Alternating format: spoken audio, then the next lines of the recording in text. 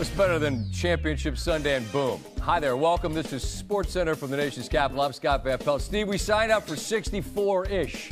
Sounds good. All right, Super Bowl 59 set after the highest scoring conference championship Sunday since the round began in 1970.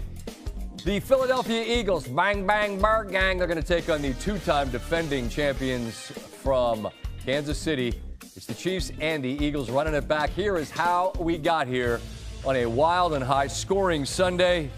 Buffalo, Kansas City, after Buffalo survived Baltimore. It's the Arrowhead Invitational. It's the fourth playoff meeting between these two. Josh has had the better of it in the regular season. Patrick Mahomes on completion would have stopped the clock, but a completion to Samaje Perine means they can take knees, and it means that once again, Kansas City has won a playoff game. They've won a one-score game, and they've beaten Buffalo in the postseason again. A tremendous game between two excellent teams. And once again, it's the Chiefs and Big Red moving on to the Super Bowl. It was back and forth. It was going to be back and forth. Whoever had the ball last was probably going to come out on the, in the lead, so in the win. But I'm proud of our guys battling like they battled. I mean, Pat Mahomes was phenomenal. Travis Kelce, their leadership, Chris Jones.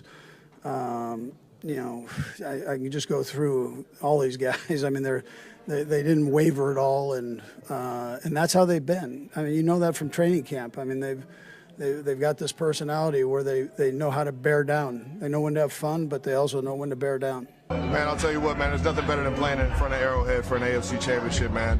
They had that thing rocking, and more than ever, and we needed them more than ever, man. That Buffalo team was as good as we've ever played, and a lot of great competitors over there. I got a lot of respect for those guys, man. They made it hard.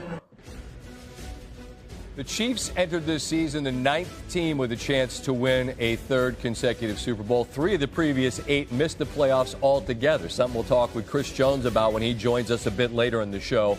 2 of them lost in the divisional round. 3 reached the conference championship game but fell there. And now the Chiefs, the first to make it back to the Super Bowl with an opportunity to three-peat. And once again, they went through Buffalo and Josh Allen, who played excellent, but once again on the wrong end of a game against the Chiefs in the postseason. It's not fun. But to beat the champs, you gotta beat the champs, and we didn't do it tonight. I got so much pride in our guys, showing up each and every day, working as hard as they can. Guys truly adopted what we talked about this year going into it.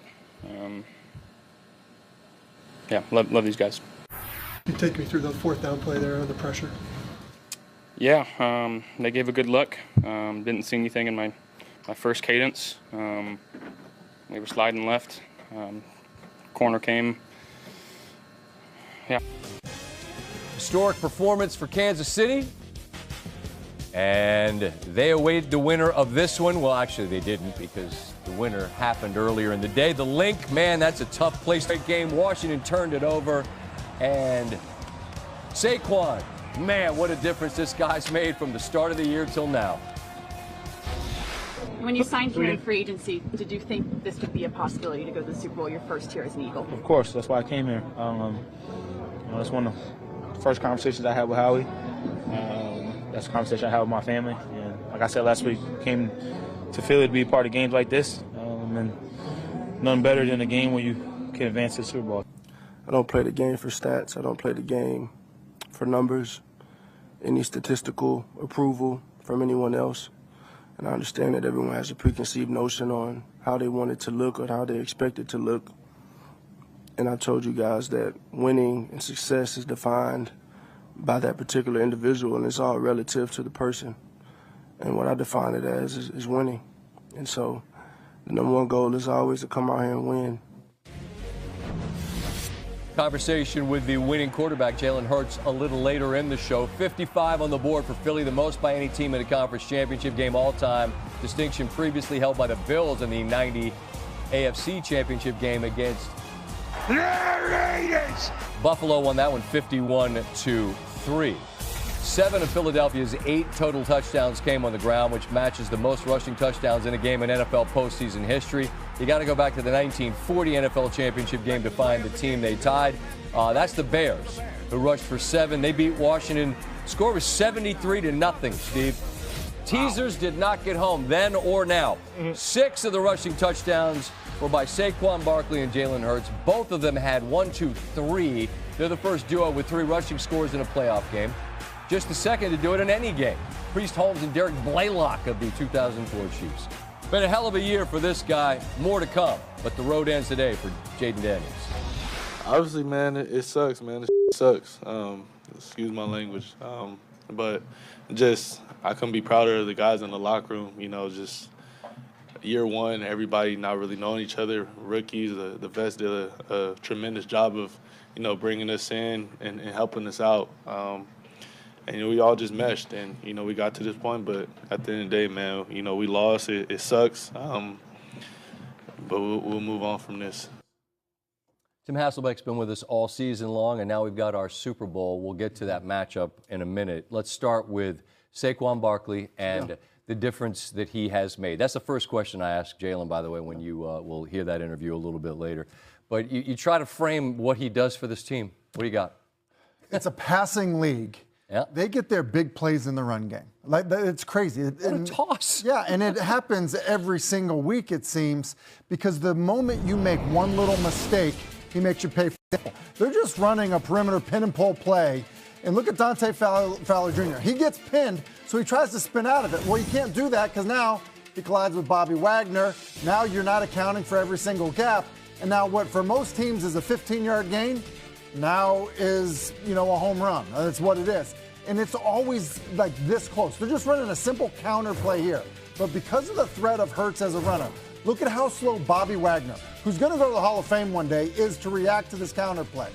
Because he's not sure. Like, do I have to deal with Hurts keeping the ball? I don't know.